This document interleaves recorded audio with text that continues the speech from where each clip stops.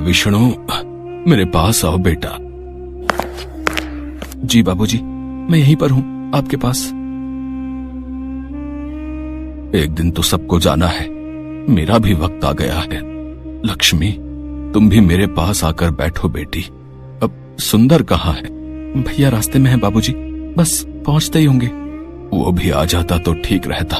तुम सबको एक जरूरी बात बतानी थी, कहीं उसके आने से पहले मेरे प्राण न निकल जाएं। ऐसा न कहिए पिताजी, आपको कुछ नहीं होगा। भैया भाभी बस आते ही होंगे। आएंगे, जरूर आएंगे वो, पर मेरे चले जाने के बाद और आते ही अपना हिस्सा मांगेंगे। अच्छे से जानता हूं उन दोनों को। तुम दोनों बहुत भोले हो और वो दोनों एक नंबर के चालाक।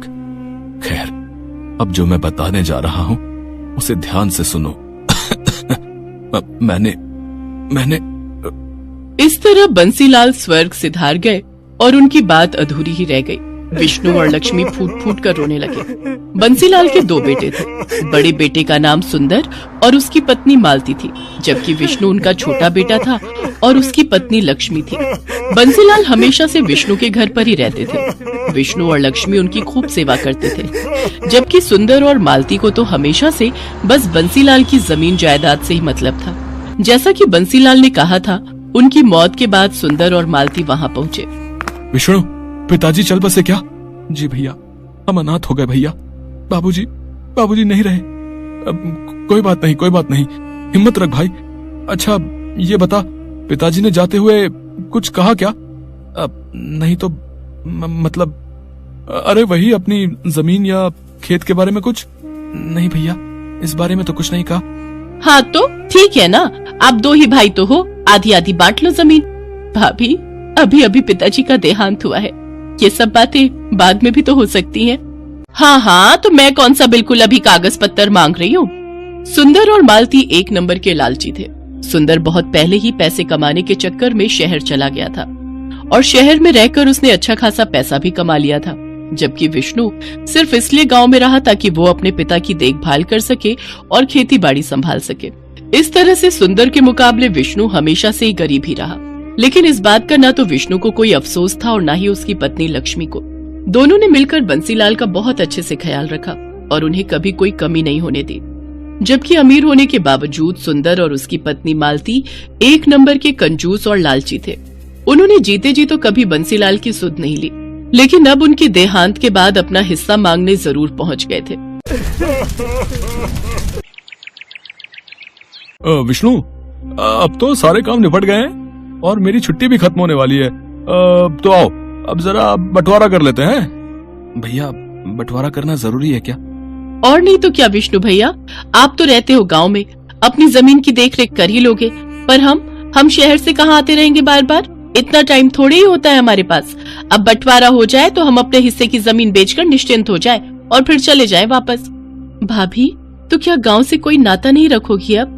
अब यहाँ गांव में है ही क्या लक्ष्मी? पहले पिताजी थे तो फिर भी आना जाना हो जाता था, अब क्या ही करना है यहाँ आकर? मालती और सुंदर ने जिद ठान ली थी कि बंटवारा तो होकर रहेगा। और फिर बंटवारे से ठीक एक दिन पहले, सुनो जी। हाँ बताओ। मेरे पास एक कमाल का आइडिया है। अगर हम कुछ ऐसा करें कि विष्णु अपनी जमीन भी हमें बेच दे तो कैसा रहेगा? पर वो अपने हिस्से की जमीन हमें क्यों बेचेगा? और हम क्या करेंगे इतनी सारी जमीन का भाई? हम क्या करेंगे मतलब? अरे सारी जमीन बेच बाच कर शहर में बढ़िया घर और चमचमाती गाड़ी लेंगे, और क्या। पर ऐसा होगा कैसे भाई? मालती ने सुंदर को अपने दिमाग की सारी खुराफात बता दी। फिर अगले दिन सुंदर सुबह विष्णु से बोला, विष्णु, क्या कर रहे हो? खेत जा रहा हूँ भैया, बीज बोने हैं। अच्छा, तो तुम मेरे साथ तहसील नहीं चलोगे क्या? तहसील? वहाँ क्यों जाना है भैया? अरे वो पिताजी का मृत्यु प्रमाण पत्र लेकर जमीन अपने नाम ट्रांसफर करवानी पड़ेगी ना। ओहो, भैया आप ही देख लो ना ये सब, मुझे वैसे इन सब के बारे में क्या पता। चलो ठीक है, मैं अपने हिसाब से देख लूंगा। भोला भाला विष्णु सुंदर पर बहुत भरोसा करता था। आखिर दोनों सगे भाई थे। उधर मालती और सुंदर तो यही चाहते थे कि विष्णु उनके साथ ना जाए। मालती और विष्णु उस दिन तहसील के बहाने सारा दिन घूमते रहे और फिर शाम को अपने प्लान के मुताबिक वो घर में दाखिल हुए। अरे भैया भाभी, आ गए आप लोग? थक गए होंगे ना, पूरा दिन लग गया आज तो। अरे पूछो मत, पूरा दिन धूप में परेशान हो गए। और हासिल क्या हुआ? ढेला। ढेला ही मिलेगा ना। पिताजी ने हमारे लिए कुछ नहीं छोड़ा। कुछ नहीं छोड़ा? मतलब पिताजी हमारे लिए इतनी सारी जमीन छोड़ तो गए हैं ना? अरे ये जमीन हमारी नहीं है लक्ष्मी। पिताजी ने बैंक से लोन लिया था ना 2 लाख रुपए का, जो उन्होंने चुकाया नहीं, और बैंक ने अब जमीन पर केस लगा दिया है। तब तक उनको पैसा नहीं मिलेगा। जमीन हमारी तो क्या, किसी के भी नाम नहीं हो पाएगी। पर भैया, पिताजी ने तो इस बारे में कभी कुछ नहीं बताया। अरे कैसे बताते? अगर वो बता देते कि जमीन गिरवी रखी है तो हम नाराज नहीं हो जाते? खुद तो चले गए और हमें भिखारी बना गए। कुछ भी हो भाभी, पर ऐसे तो मत बोलिए पिताजी के बारे में। अरे तुम चुप रहो लक्ष्मी। ये देख रही हो, ये बैंक का नोटिस है। इसमें साफ साफ लिखा है कि अगर हमने 1 महीने के अंदर 4 लाख रुपए नहीं चुकाए तो वो खेत की जमीन के साथ साथ हमारे घरों पर भी कब्जा कर लेंगे। हे भगवान, अब हम क्या करेंगे भैया? अब तो बस एक ही तरीका है विष्णु, 2 लाख तुम दो, 2 लाख हम देते हैं और जमीन बचा लेते हैं। भैया लेकिन इतना पैसा तो नहीं है हमारे पास। विष्णु और लक्ष्मी सुंदर और मालती की चाल में फंस चुके थे। वैसे एक तरीका है जिससे काम बन सकता है। हाँ, तो जल्दी बताओ ना। अगर ये दोनों अपने हिस्से की जमीन बेच दें तो काम बन सकता है। पर हम जमीन कैसे बेच सकते हैं? आप ही ने तो बताया कि जमीन पर केस है। हाँ, कोई और तो नहीं ले सकता, लेकिन हम तो ले सकते हैं। अगर तुम दोनों अपने हिस्से की जमीन हमें दे दो तो मैं अपने भैया से 2 लाख रुपए लेकर बैंक के पैसे चुका दूंगी, और फिर जब जमीन पर केस खत्म हो जाएगा तो उसे बेचकर अपने भैया के पैसे चुका दूंगी। भाभी, ऐसे तो हमारे पास जमीन ही नहीं रहेगी। अरे नहीं, ऐसा मत सोचो। वो नदी के पास अपना छोटा खेत है ना, ऐसा करो उसे तुम ले लो, उसी पर खेती करो। तुम मेरे भाई हो, इतना तो मैं कर ही सकता हूँ तुम्हारे लिए।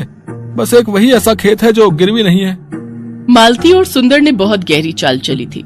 उधर विष्णु और लक्ष्मी सोच रहे थे कि उनके भैया भाभी ने उनका घर बिकने से बचा लिया है। फिर वैसा ही हुआ जैसा तय हुआ था। लक्ष्मी और विष्णु ने अपने हिस्से की जमीन मालती के नाम कर दी और खुद नदी के पास वाले खेत में खेती करने लगे। फिर कई दिन बीत गए। मालती और सुंदर सारी जमीन मिलने से खुश थे, तो विष्णु और लक्ष्मी भी अपना घर बच जाने की बात से संतुष्ट थे। लेकिन वो कहते हैं ना कि जो जैसा बोता है वैसा ही काटता है। एक दिन सुबह सुबह नदी के पास वाले खेत में, लक्ष्मी, लक्ष्मी, जल्दी इधर आओ। क्या हुआ जी? ये देखो, खेत में जुताई करते हुए मुझे क्या मिला? जुताई में विष्णु को एक लोहे का बक्सा मिला था जिसमें ढेर सारे सोने के सिक्के भरे हुए थे। तो वहीं दूसरी तरफ ठीक उसी वक्त शहर में मालती के घर की घंटी बजी। ये घर सुंदर का है? जी हाँ, आप कौन? हम लक्ष्मी सागर बैंक से आए हैं। आपके पिता बंसीलाल ने 4 लाख रुपए का लोन लिया था हमसे, और उन्होंने उसकी सिर्फ 3-4 किश्तें ही चुकाई हैं। हम गांव में आपकी खेती की सारी जमीन अपने कब्जे में ले चुके हैं और उसकी नीलामी करेंगे।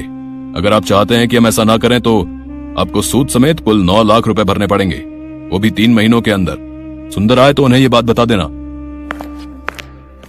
मालती को समझ नहीं आ रहा था कि आखिर ये सब क्या हुआ और कैसे हो गया, लेकिन सच तो यही था कि अब जाकर हुआ था असल मायने में बंटवारा। जिसने जो बोया था वही उसे मिल रहा था।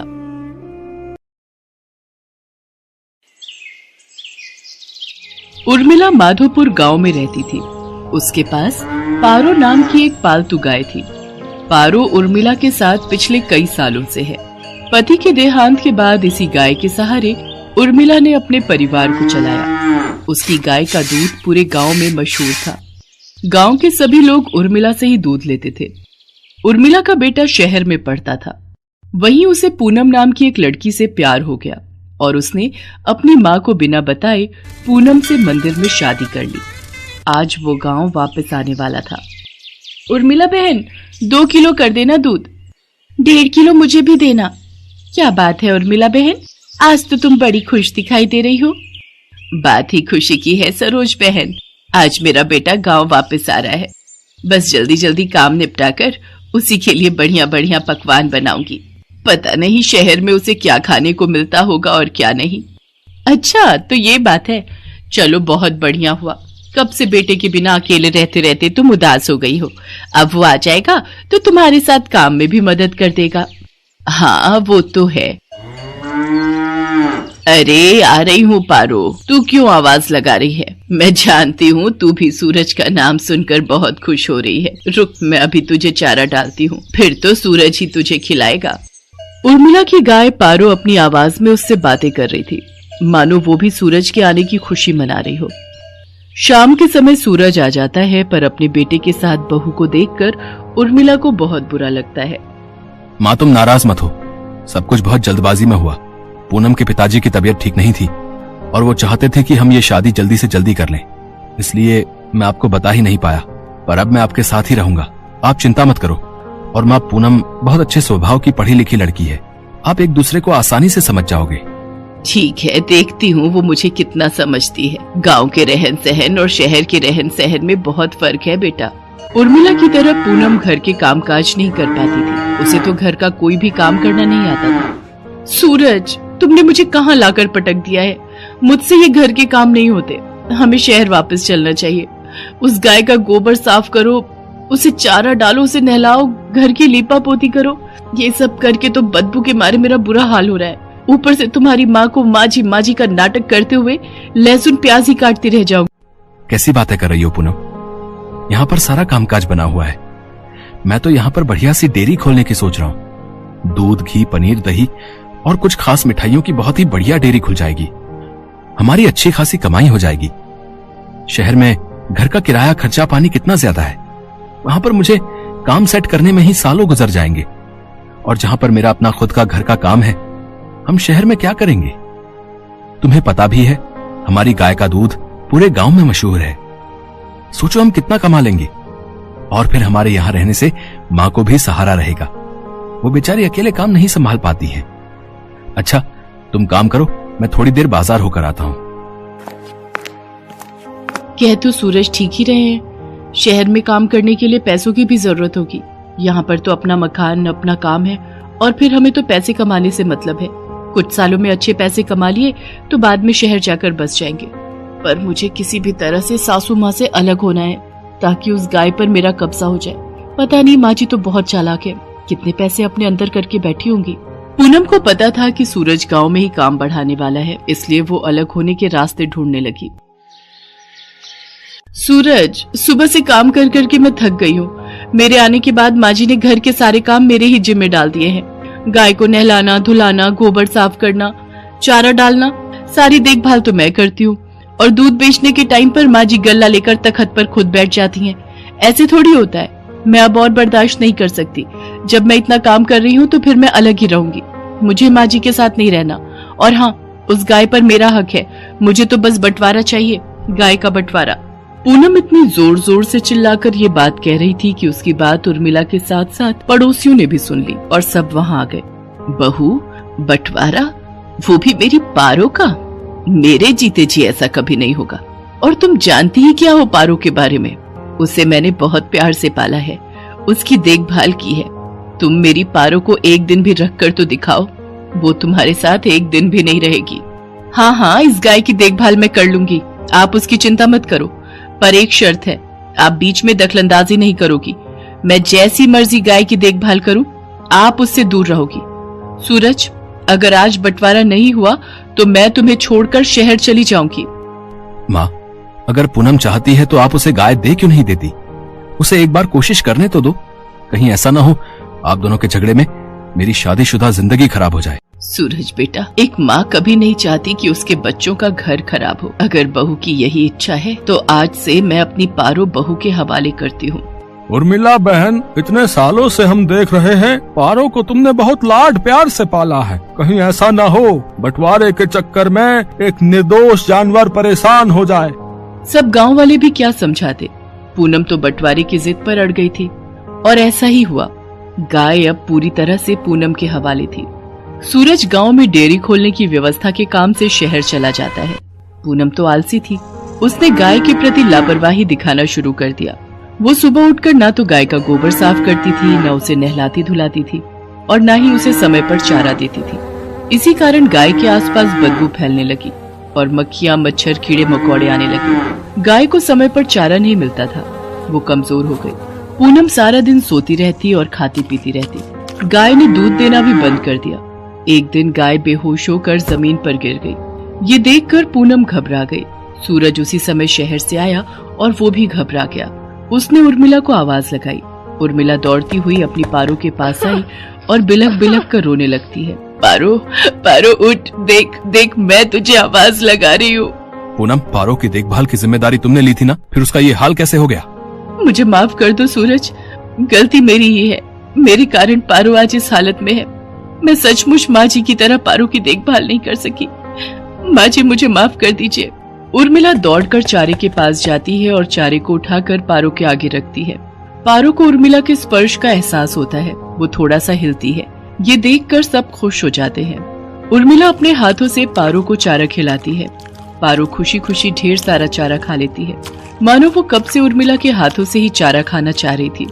पूनम को अपनी गलती का एहसास हो जाता है और वो उर्मिला से माफी मांगती है। कुछ दिनों में पारो फिर से ठीक हो जाती है। अब सूरज ने भी गांव में एक बड़ी डेयरी खोल ली थी। धीरे धीरे सब कुछ ठीक हो जाता है और दोनों सास बहू मिलकर पारो की देखभाल करने लगती है। पारो भी अब बहुत खुश थी।